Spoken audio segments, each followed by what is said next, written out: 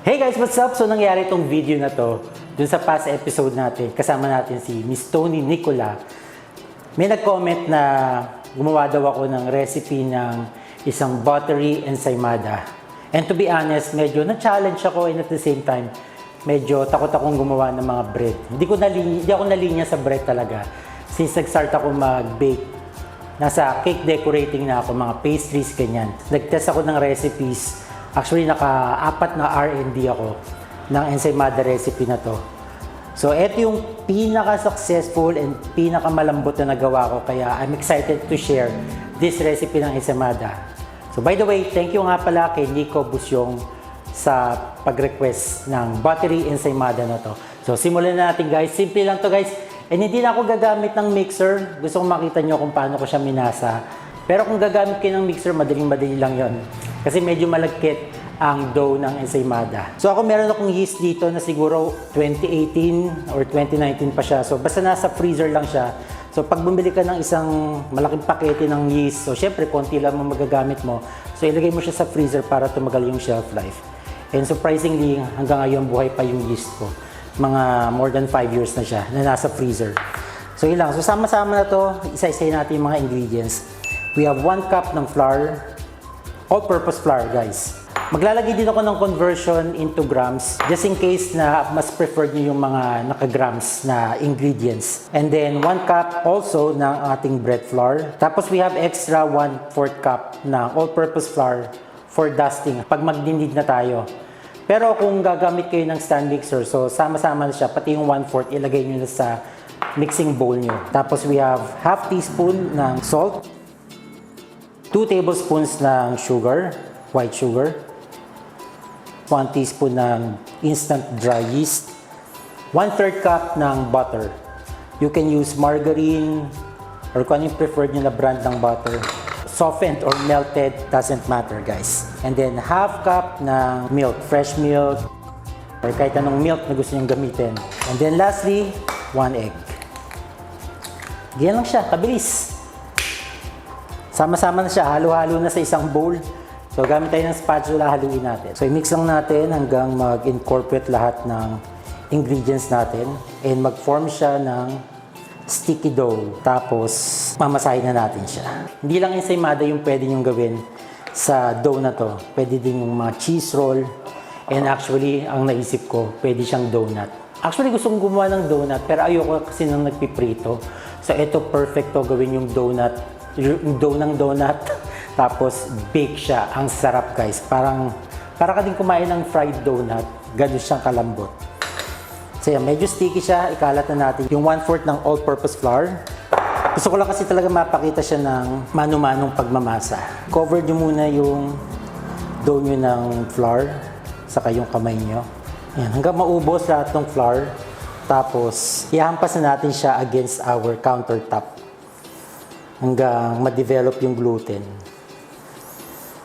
Ang goal lang naman natin is ma-achieve natin yung parang window pane. Pero siyempre, mas madali ito kapag stand mixer yung gagamitin nyo. Pwede kayo maglagay ng butter, iba-butter nyo lang yung surface. Kuha tayong konting butter. Pahiran lang natin yung ating countertop. And start nyo nang ihampas sa lamesa. Siguro mga 5 minutes. So, ayan, malagkit talaga siya guys.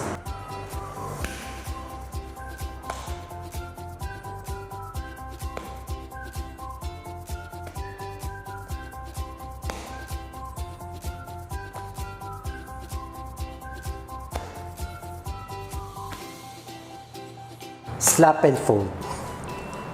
Sa simula ganyan talaga, sobrang lagkit. Pero habang tumatagal at nade-develop yung kanyang gluten, medyo kikinis yan.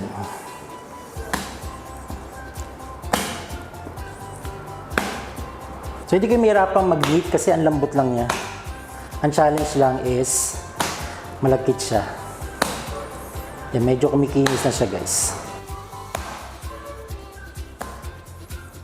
So madalas kong gawin, ino-on ko yung oven ko sa pinakamababang temperature, 100 degrees, until uminit lang siya. Tapos papatayin ko na siya. Papasingawin ko lang yung konting init and doon ko pinapaasa yung dough para mabilis.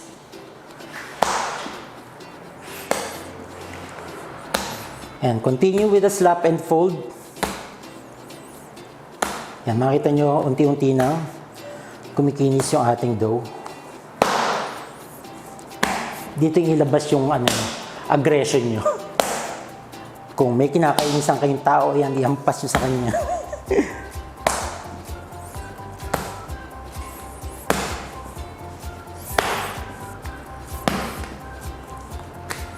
Okay. Ayan, pwede yan. I-rest na natin, papalsahin natin. Yung oven ko, naka-on naman siya, 100 degrees. Actually, papatayin ko na. Yan, yung natitirang init niya, siya yung magpapaalsa ng mabilis. So, lagyan nyo lang ng butter yung bowl. Dito natin papaalsahin.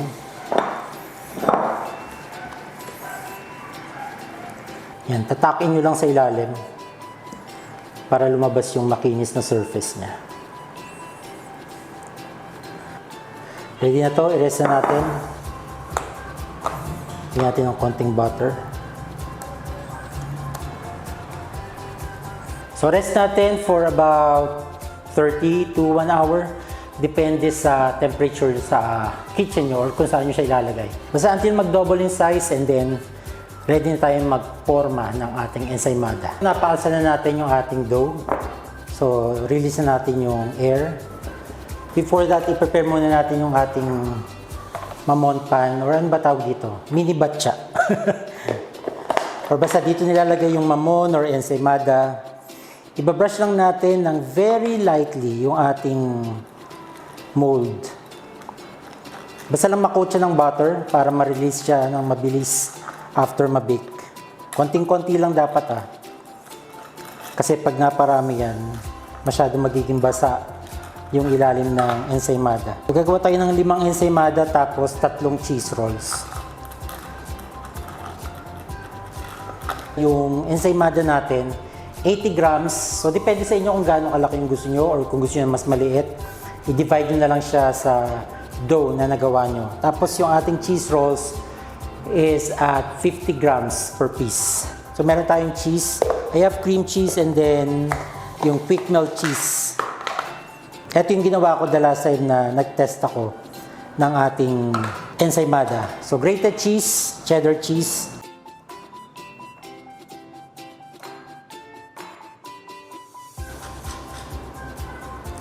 Grated cheese at saka cream cheese.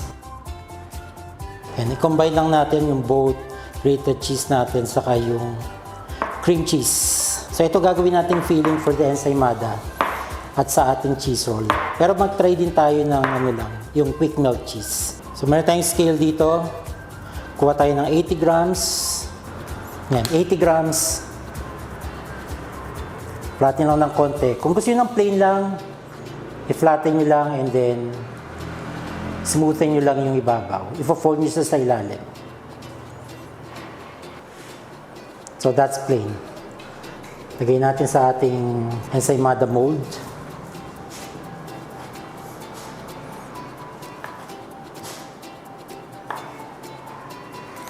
$80 grams. Tapos kuha tayo ng konting filling. Yung ating cream cheese. Ayan. And then, ifo-fold nyo lang. Iko-cover nyo siya. And then, press nyo sa ilalim until mag-close para hindi siya lumabas habang binibake natin. So, pag smooth na, transfer natin sa ating batcha. Meron ako natirang salted egg. Ilagay natin dito sa last na ensaymada natin.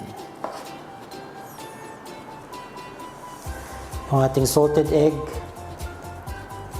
Siyempre, masarap yung yung pula lang niya. Sarap nito.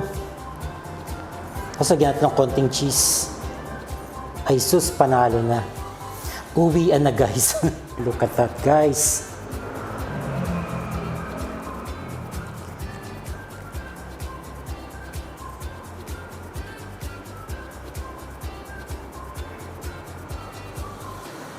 Pinch to close.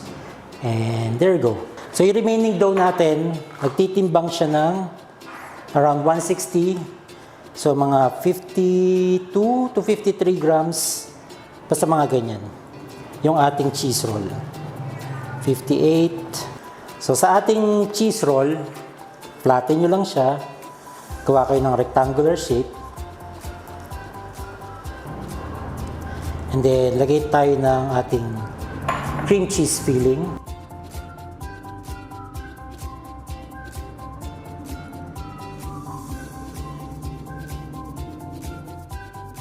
So again, syempre after baking, hindi na ganyan itsura niya, magme-melt na yan. Fold natin on both ends, saka natin i-roll. Yan. So lagay natin dito sa ating baking tray. One more. Ito gamitin naman natin yung quick melt cheese lang. Pero flatten muna natin.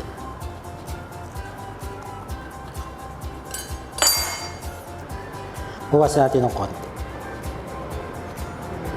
Ayan. Fold and cover. So, i-pinch nyo pala dito sa likod niya. Nakalimutan natin gawin. So, i-pinch natin para mag-close. Ayan. So, after that, papaalsahin lang natin mga 30 to 45 minutes. So, balik tayo kapag ready to bake na siya. Okay guys, so eto napaalsa na natin yung ating ensaymada and yung ating cheese rolls. Huwag niyong sosobran yung pag-alsa kasi baka umasim yung gagawin yung ensaymada. Tapos ibabrush lang natin ng melted butter. Yung oven natin, pinipreheat ko na siya at 180 degrees Celsius. So, i-bake natin ito for 20 minutes. Bake na natin 180 degrees Celsius for 20 minutes. Eto na siya guys. Luto na ang ating ensaymada and cheese rolls. So papakita ko sa inyo yung ilalim ng ating cheese roll. So ganyan siya. Medyo tostado guys pero malambot yan. Promise. So lagay lang natin sa separate cooling rack para sa ensaymada natin. Kung hindi kayo makapag-antay, i-release nyo na siya sa kanyang pan. Aray ko mainit. Aray. Mainit. Ganda oh. This is so perfect guys. Haha, mainit.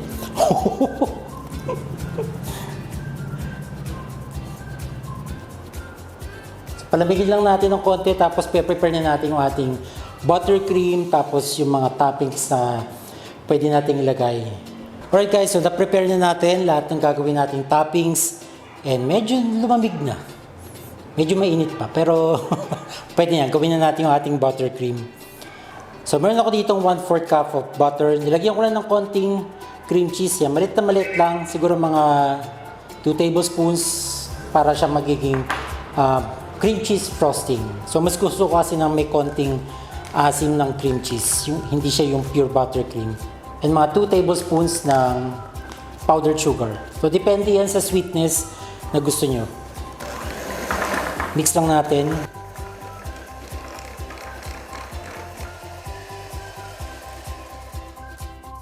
Alright. So ito na ating buttercream hanggang maging pale yellow in color siya. So lalagyan na natin ng buttercream yung ating ensaymada.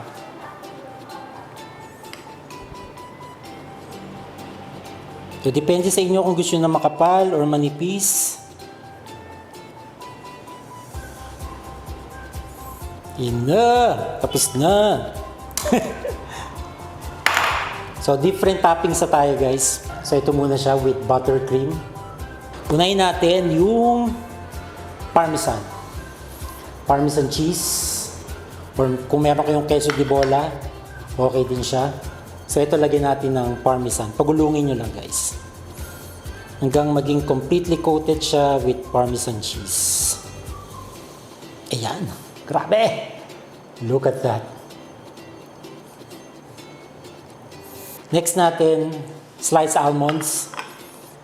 So ito, ni-roast ko lang ng konti sa oven para lumutong siya. Kasi yung mga nabibiling ganito, raw pa siya. So makunat siya, kailangan lutuin nyo muna.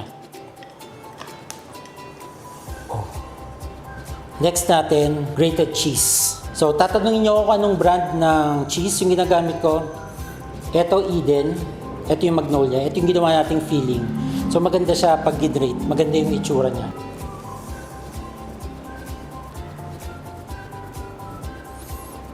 So ito yung ating classic ensaymada.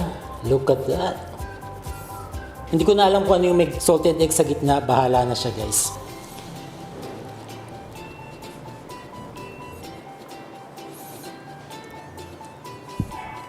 Kung paano niya in-arrange yung salted egg. Alright, last natin milk powder. Alam niyo na kung anong brand to.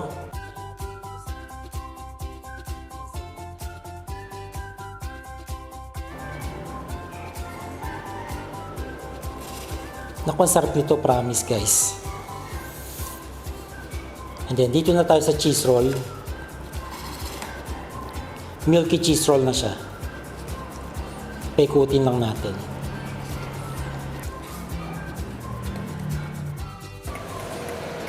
Ayan. Look at that! Okay, maglinis lang tayo tapos kain na. Gutom na ako.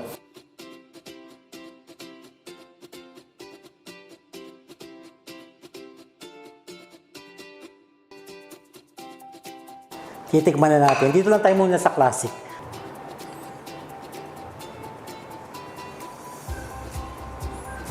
Eto wala siyang cheese. So plain na plain talaga siya.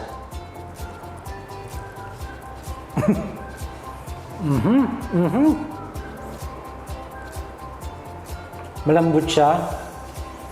Siksik. Hindi matamis. Pagkagat nyo, pupunta siya sa ngalangalan nyo. Ganun siya ka-moist. Pero ang lambot, saka siksik.